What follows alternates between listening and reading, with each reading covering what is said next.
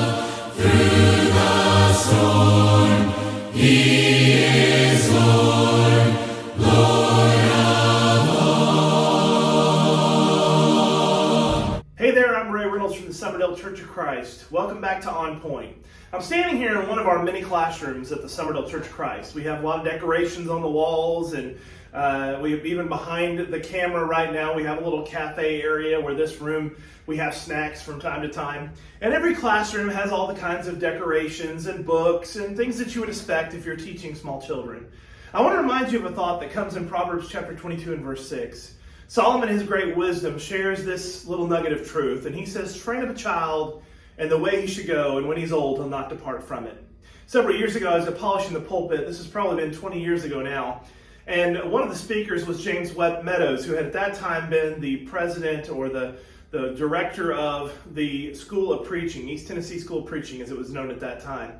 And he was kind of doing some exposition of this verse. And the question was asked to him, what part of that verse is the most important?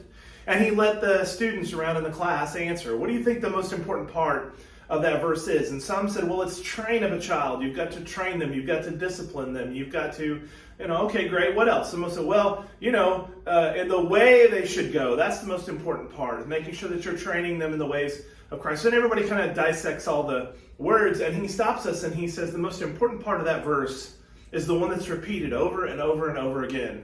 Well, we start scanning through that passage. We're like, what are you talking about?